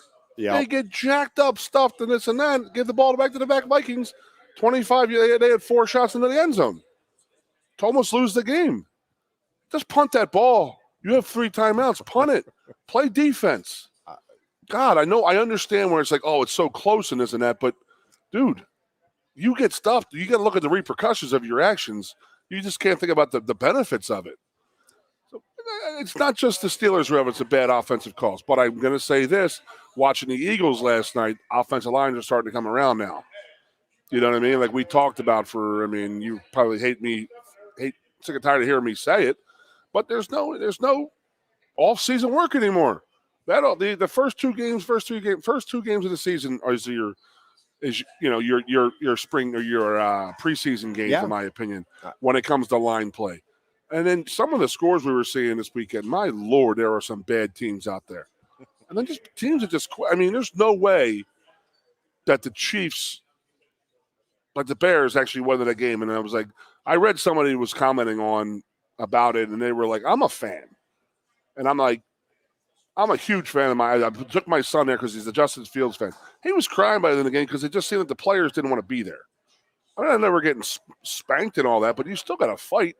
You still got an NFL player. You still have to go out there and give your all on every play to make that play happen. That's just, you got to do that. That's what the game is about. Because if you quit, people see that, and they're going to get rid of you real quick. But, I mean, there's something going on. I don't know if it's Justin Fields, if it's the organization. I don't know what it is. There's something rotten out there in Chicago. Yeah, it is not looking good. He's 5-22 as a starter. He's got 26 touchdown passes in his career versus 24 interceptions. 31 fumbles. He's lost 8 of them. That's just insane. And you do just wonder, do you not, about how how different, and I don't know, how different would Justin Fields' career look if he's with the Miami Dolphins and you put Tua with the Bears? Like, I mean, and it's all those scenarios. I mean, people used to say the same thing. I had Terry Bradshaw, if you put, it is the right situation, but I do wonder sometimes with coaches and quarterbacks in particular, and both, just like Scott Frost, I can't believe that he forgot how to coach when he made the move from Central Florida to Nebraska. He was a terrific coach at Central Florida, took that team to unprecedented heights, and then, it doesn't work in Nebraska. Matt Rule, now it's too early. I'm not sitting here telling you Matt Rule won't be successful in Nebraska, but not after the start they were hoping for sure. And listen, Matt Rule's track record speaks for itself. Now, I still think he'll get it turned around, but I thought Scott Frost would eventually get it turned around too. So we'll wait and see. But yeah, I will say the one thing, has there been anybody, and still a long ways to go, and this is me now overreacting 3 weeks into the NFL season. No. But at the moment, at least, does it not feel like, I was trying to think earlier today, and I can't think of a coach, and there's got to be examples out there, and you guys can write comments to us if you're watching on Facebook. I don't know if we're on the Facebook Live yet, or at least on YouTube, but has there, like Sean Payton, before he takes the Denver job, is very highly regarded, right? Like, I mean, my gosh, taking the Saints to the Super Bowl. I'm loving what happens. Unlike Pat Fitzgerald taking Northwestern to the Rose Bowl. Like, it is, you are in Saints lore for sure. But overall success rate, and I think the overall public perception, phenomenal, right? I mean, Sean Payton was way up there on the list of coaches that you're like, yeah, in this era, he's one of the, I'd have to sit down and think, but I think one of the top 5 coaches, we would say pretty definitively. Top 1 in his head. In his era. So he goes to Denver, and then he has the comment, which I think a lot of people, even regardless of what happened this past week, and I do want to get into that, but it's like, that's a little beneath somebody of his stature to comment on the previous coaching regime as doing the worst job. They never gave up 70 points. I will say that. Nathaniel Hackett's Broncos never gave up 70 points and never looked like a team that just completely gave up. You go back and watch some of those plays, and listen, Miami's offense is terrific. There is no doubt about that. And Tua is playing at a very high level. Is certainly early on looks very much like an MVP candidate, maybe even an MVP favorite at the moment. But you go back and watch some of those plays and some of the runs in particular, and you tell me that was maximum effort being given by the Broncos players. Nope. I mean, it was putrid to watch that. Yep. And they actually, I think the petition now has passed, and they are the Denver Broncos moving forward. They have dropped the D, no D. They are now the Denver Broncos. I like that. For the remainder of this season. Yep. But, I mean, Sean Payton, now you had those comments. You have a team that looks like it's quit on you in the 3rd week of the season. And you've given up 70 points, the most given up since, what was it, the 60s, 66, yeah. by an NFL franchise. I mean, it is fair to say, right, that his stature has dropped fairly considerably. Right now, I guess, could he restore it? Still, sure. But I'm just wondering if in the deep, dark, private moments at home, he's like, oh my God, what the hell did I do? I had a great broadcasting was fun. Correct. My legacy was intact. And again, I realize that 3 games into the Denver tenure is not the time that you write the postscript on his career. But boy, it feels like this is not going to improve in any dramatic fashion. And it feels, as we sit here today, that this is going to end pretty poorly for Sean Payton and the Denver Broncos. And I think it is going to forever mark, in a significant way, his legacy as an NFL head coach. I agree or disagree? I agree. I'm not a Sean Payton fan. I'm going to give you I got one question after this, but he reminds me of Brian Billick. The guy wins the Super Bowl with the greatest defense in the history of the game, and he walks around like he invented the offensive. That's just my opinion of Billick, and it's definitely my opinion of Payton. Not much love there. I can't believe what he said about Hackett. That's a complete disrespect for the coaching, and I would not be surprised if the other coaches aren't teaming up on him and that was, you don't say that stuff. You just don't do it. Our next thing is, what in the hell happened to Russell Wilson? Yeah, that is the other component. I have never seen anything so bizarre in my life. What the hell was he just hid behind that defense in Seattle and that running game? I don't know. It is. He's crazy. doing nothing. Decision making is. I mean, that's what he was known for in Seattle, right? People would get on him maybe for not being as great a passer and all this, but everybody agreed. Wow, he's just a great decision maker, though. Man, he just what? And wow, I don't know what, where, when, what happened there.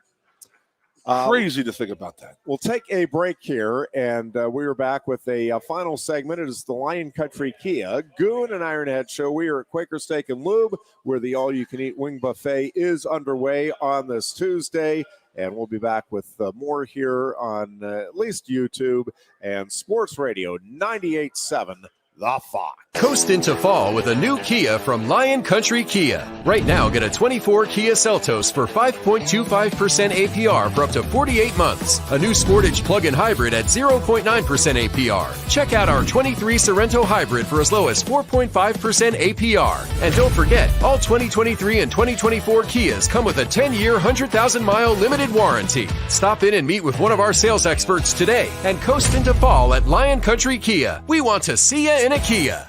Since retiring, I have spent my time searching the countryside for the hottest wings in America. I always seem to end up disappointed. You call these hot? Back off, Luigi. Mamma mia. Look, hands it, busboy. Your wings suck! I knew I should have stuck with Quaker Steak's triple atomic wings.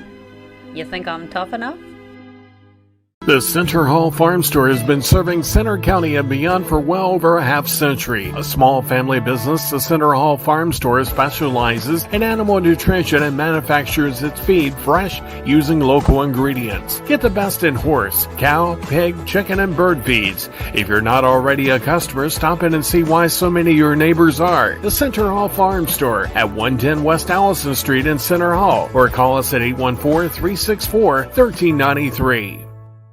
Sioka Toyota of Williamsport invites you to stop in today or check us out online. We have the smart path to your next Toyota, like the all-new Crown, BZ4X, the all-new Grand Highlander, Corolla Cross Hybrids, Sequoias, and more. Over 100 new Toyotas here and on the way. Don't make a $1,000 mistake. Choose Sioka Toyota of Williamsport and see the Sioka dealership's difference. Buy or reserve yours today and see for yourself why Sioka Toyota is the only stop you need for your next new car. Sioka Toyota, it just feels right. Ready to be part of something bigger? Come pave the road to success at Glen O'Haw Baker and discover a career where your hard work and determination can build a bigger, better future. Our team believes we can build a stronger future together. Join us at Glen O. Hawbaker, where we value teamwork on the field and on the job. Go to GOHcareers.com to apply. GOHcareers.com. And best of luck to all the Center County sports teams all season long from everyone at Glen O. Hawbaker. The Goon and Ironhead.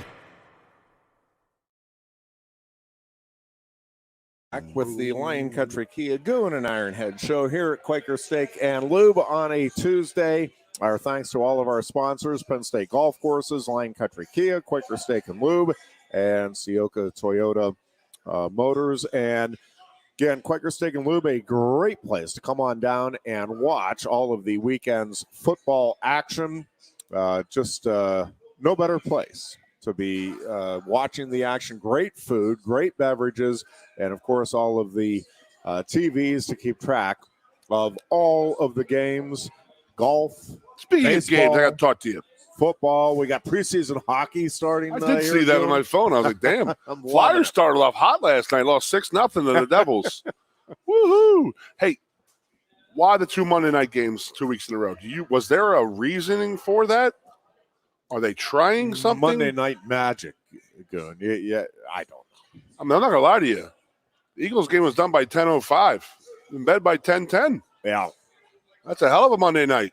Eagles did take control there against Tampa Bay. I will say, and again, we're 3 weeks in, long season. Sure. Injuries always play a key role. That the healthiest teams at the end of the year that are in contention, obviously, that have set themselves up to be among the contenders. That is just such a big component. But, boy, that Eagles team is built for long-term sustained success. Yeah, they've done a hell of a job, man. Up and down, the O&D, I mean, they're doing it right. To me, that is the key. Yep, the offensive and the defensive line. And listen, they've got a lot of I don't think there's an element there, right? I mean, it's kind of like we were talking about with Penn State, Goon. I mean, I don't think there's an element of that Eagles team that you look at and it's like, well, that's kind of the weak, that's the weakness. That's the one spot that they've got to overcome.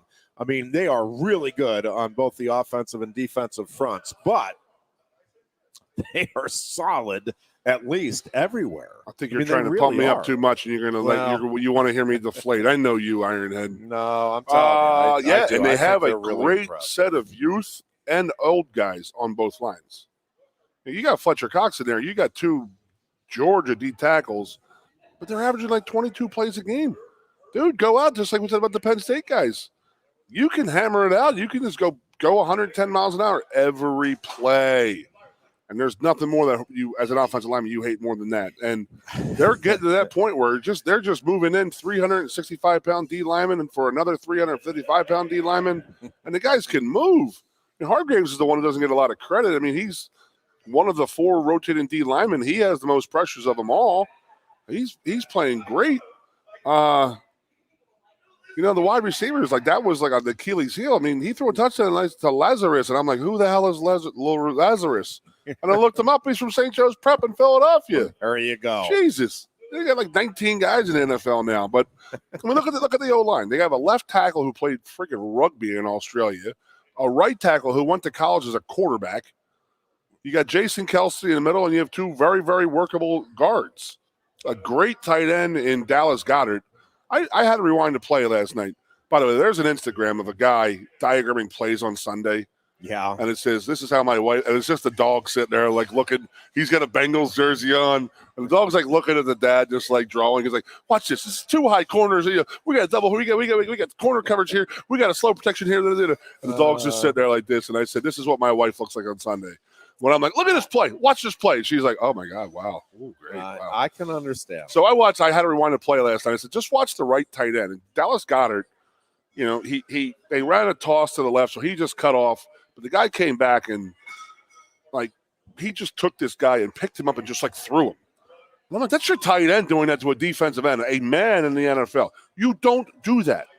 Offensive tackles, and Larry Allen could do that. Not a tight end. Yeah. I was just like, holy crap. You got a guy out there setting the edge like that. Wow. And you throw in the three really good wide receivers. My Lord. I still don't see the Dolphins though, Jeff. I really don't. I'm not sold on them, man. Really? It is speed. I get it. I mean, everybody's on Tua. I like Tua as a person. I don't think Tua has a huge arm, and I think that that the speed that they have, he underthrows, and they just come back and make plays, and that's great. That's their game. But no one thought about this. Like, they scored 70 points, and they didn't have Waddle in the lineup. Exactly. Well, I mean, what the? And to me, I mean, I hear what you're saying about Tua, but I'll tell you the comparison that I think this team has, at least in my mind, is that the 2016 Penn State team, where Trace McSorley, he might not have the best arm in college football, but it was sure good enough. And what he did was make the throws that gave his receivers a chance to go make the plays for him. Like, he put the ball where his receivers had a chance to go make the play. And when you have a good receiving core, right, you can do that. And I don't know. I think I'm more sold on Miami now. I don't know. The AFC is just so doggone difficult in terms of a path to the Super Bowl. To me, in the NFC, and we'll see. We're 3 weeks in. I keep reminding myself of that because it feels to me right now like we're heading to Philadelphia, San Francisco too, and that everybody else. I mean, those two feel to me as superior in the NFC as Penn State, Michigan, and Ohio State are to the rest of the Big Ten. Now, again, injuries and as the season unfolds, could Brock Purdy take a step back? There's all kinds of things that could happen. Could Jordan Love catch fire with the Packers? And I mean, there's all kinds of things that could happen. But right now, it feels like, it's either Philadelphia or San Francisco coming out of the NFC. I think Miami is among the contenders in the AFC. I will say the way the Buffalo Bills have played the last 2 weeks and the way Josh Allen has played the last 2 weeks, the Bills feel like they are very much back in Super Bowl contention. I think there's an outside chance that Kansas City could be decent by the end of the year. But I think there's a bunch. I also think whoever wins the AFC North, and I think there's 3 teams there that could. I think a healthy Joe Burrow and the Bengals are a team that could knock anybody out. The Ravens, really, the Ravens, Browns, and Steelers, all 3 of them. Again, I think it is conceivable by the end of the season that any one of them could be among the contenders in the AFC. I wouldn't rule out the Patriots just yet. I think I'm okay ruling out the Jets, and I don't think the Raiders are Super Bowl contenders. And I'll be honest with you, Goon, I'm starting to think the Broncos under Sean Payton still might not be Super Bowl contenders this year. Suspicion I have. I'm a Browns fan by marriage. Yeah. They are not as bad as people think. No. That was a horrendous loss versus the Steelers. But in the end, they may have grown some gumption out of that. You know what I mean? It's like you get a lot out of a loss. I think they may have. Well, I and that truly, is one truly of those, do. Yeah. That is one of there we those, go. too. Speaking I think on cue. You feel like first and four defensive stats: points per game, yards per play, total quarterback ranking, and scrimmage touchdowns. Well, I mean, the turnovers where we killed them against Pittsburgh. You're talking about a 3-0 team that's in first place in the division, right? I mean, it's so. Yeah, I don't think there's any question that they are right there. The AFC North remains to me. Oh, watch! This is the play. The most see the tight ends jumping around. Yep. Watch Myles Garrett run over there, and they both go chasing him. This is fascinating, and they have to call a timeout. People, I know. I was just going to say it. I was just going to say that Myles Garrett is such an issue in the NFL right now that I saw a tweet today, and somebody said, "Watch this play," and the Tennessee Titans had 2 tight ends off the line of scrimmage. And he lined up on the left, and he ran over to the right. They both ran over to his side. He gets up and runs back over to the other side. They go running again. They have to call an offensive timeout because they could not get their set right because they are so worried about him out there. Sorry. No, it's unbelievable. You don't see that. But did you see?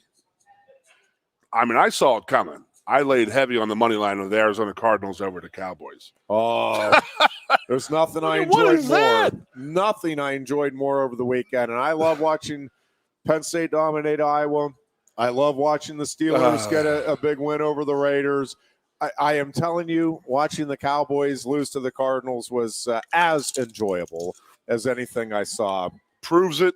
Any weekend. team And can beat anybody on any given Sunday. I did not see that coming. I will say. Any given Sunday. I did not. To be honest, and they the pretty Cardinals much ran right at them. Yeah, the Cardinals should have 2 wins because they should not have lost. The Giants, the week one, yeah, and then the Commodores the Commanders. By the way, that new lawsuit is comical. Yes, I mean we're not even going to talk about it, right? Oh my God, maybe we can get into it Thursday, but yes, it's. I just can't believe that. But Arizona going out there, they should be 2-1 right now. And that's crazy to think about because they were expected to be, at one point, they had, them and the Bears have the top 4 picks of the NFL draft. They literally were 1, 2, 3, and 4. That's the way the drafts were going to go next year. Yeah. And Arizona's going to screw it up. And then they're going to get rid of Justin Fields for Caleb Williams. So who do you think, I mean, to me, right now, I know the Panthers aren't lighting the world on fire and they're 0-3 too, but I mean, it's the Bears and the Broncos, right, that are competing for worst team in the league. And Arizona was there too because Arizona and Arizona obviously is not the worst. I mean, it's Denver or Chicago right now. Yeah. Who's your pick for worst? After this weekend, I just don't. I just watching Chicago's effort in that game. But even watching Denver's effort in that game. Yeah, that's the thing. I think Denver had – I think it was the exact same thing. They laid down.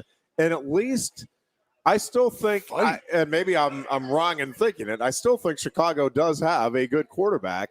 I don't think Denver does right now. It's crazy to think about, man. I mean, I think right now, I think that Denver is the worst team in the National Football League. After this past Chicago's weekend, right on their absolutely, heels, and is the next worst. 41-10 versus 70-20. 70. Yeah, how you give up 10 touchdowns in an NFL game is, I mean, that really is just mind blowing. And I'm thinking about there was no defensive touchdowns. I mean, you could see maybe a punt return or a kick return and a special team or a special teams and a defensive touchdown, maybe 2. I think they were all offensive touchdowns. I know the running back, Hunt or whatever. I mean, Devon something. He changed his name today, by the way. Oh, yeah, they had it phonetically spelled wrong in the program, and I guess if you score 4 touchdowns, you get the program fixed because you scored 4 touchdowns in the game. You need to get that right, do you? Yep, that seems reasonable. Yeah, I say, you know what? If it's 3 or 2 touchdowns in a game, no, you got to stay with it. We'll wait till next year. You score 4 in a game, you get to say whatever. You can call yourself whatever you want. Yeah, this week's games, by the way, so the Packers and the Lions will start it off. That's a hell of a game. Thursday night. That is a really, that is a fascinating matchup. The Steelers, Packers, as we talked about, are home against the Texans. That feels like a game Pittsburgh should win, but it did seem like the Texans found a little something in getting on the W side of the slate for the first time this past weekend. The Eagles are at the Commanders on Sunday afternoon.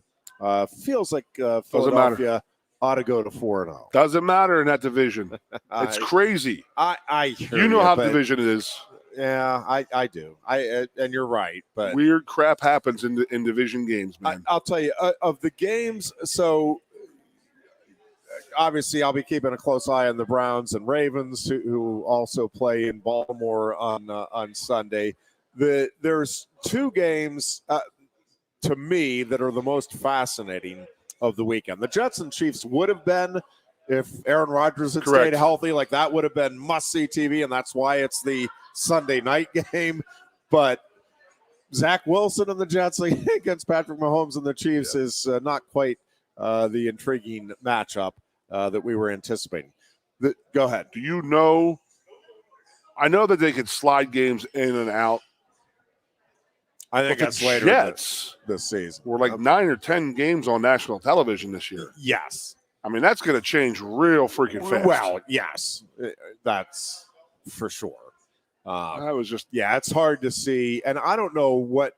I know the whole Zach Wilson thing is getting a lot of play. It's just I don't know that there is a better option that is actually available. Carson Wentz to the Jets. Yeah, he's a team killer, man. I don't know that there's a better option. He's a team killer, is what I've been hearing, what I heard, which just blows my mind. But here are the two games that I'm most intrigued about, aside from my AFC North matchups. The Bills at the Dolphins, after what both of those teams have done now the last 2 weeks, and the way it seems like Buffalo has righted the ship in a hurry and in a big way, and Josh Allen has righted the ship. But that game, that just feels like a really dangerous one for Miami, and it's in Miami, by the way. So it's the Bills at the Dolphins. I think I like Buffalo straight up in that one is what I think. Buffalo to Miami, huh? At least early in the week. And then the other one that I think is just going to be a fascinating watch is the Cowboys at the Patriots. Is there a coach that is better than Bill Belichick at watching what another team does and adopting, and I think having the blueprint now that the Cardinals laid out for the Patriots? That game to me, especially in Foxborough, is just going to be an absolutely fascinating watch. It's amazing how much Trayvon Diggs meant to that defense. I mean, it was Saturday when that happened, maybe Friday. I don't recall, but that was an in-practice injury, right? We know? Okay. Yeah, so they didn't have anybody, didn't have anybody to replace him as of yet. And he was a lot of their cover guy, this type of thing and that type of thing. But, oof, man, they looked bad on Saturday. Or Sunday. I couldn't believe what I was – I mean, again, Arizona, it's like they looked feasible against the Commanders and the Giants. So it's like, okay, well, they just put it together. And the Cowboys walked in on the wrong team and got their butts kicked. And how about the job of the NFL schedulers? We have two games. I think is it 4 or 5 teams, right, that are winless right now in the NFL, and we have 2 games featuring winless teams. Yes, head-to-head matchups. Wow, with the Panthers at the Vikings, and then the highly anticipated showdown between the Chicago Bears and the Denver Broncos. Denver, in Denver. Is there a 9:30 a.m. game, Denver, right? Jags Falcons. Yes, that is the what channel? Over at Wembley Stadium in London. I think that's the Amazon Prime type of thing. Yeah. I think it's a stream. Hey, I was away the last 2 weeks. ESPN Plus. So I was away the last 2 weeks. Yeah. Okay. So Thursday night games have only been on Amazon Prime. They haven't been national television at all. Because I was in Nashville for the Eagles game. That was last season. Yep. Just the Thursday night game. They never played them on. They were on NFL Network, right? Not last season. Okay, so they've been going Prime completely. Yeah, this is the second year of I didn't know they went. I guess that I haven't, so it doesn't really register. Yeah, I guess when I was away, when I couldn't get it, it was unnerving. Huh? Interesting, to say the least, Jeffrey. Yeah. To say the least. Oh man, I had a long 2 hours. A lot out there, man. There's a lot of biz out there for us. Yeah, it'll be a fun NFL weekend. We'll talk more about that on Thursday's show as well. We'll get a little more into the Penn State Northwestern matchup, and maybe I kind of want to save the discussion on the 3 Big Ten team scenario and the tiebreakers and all of that for next week, since it's a bye week, and we can have a little time to delve into it and just kind of have some fun with that, because I do think it's fun to talk about and just to play out the what the hell else are we going to talk about? Scenarios of it. So well, of course we talk about scenarios. Yeah, that'll any be bye weekend. We going right till 5 or that'll be next week. Just before. Yep, we're just. You got anything planned bye week? About a minute and a half left. Nothing big. No, we're going to a local event that Saturday night. Are you doing Stapleton Friday? So, no, I am not. And we got tickets. We're going. Yeah, Fridays I'm booked with between Center County Oh, Red yeah. Zone and the State High.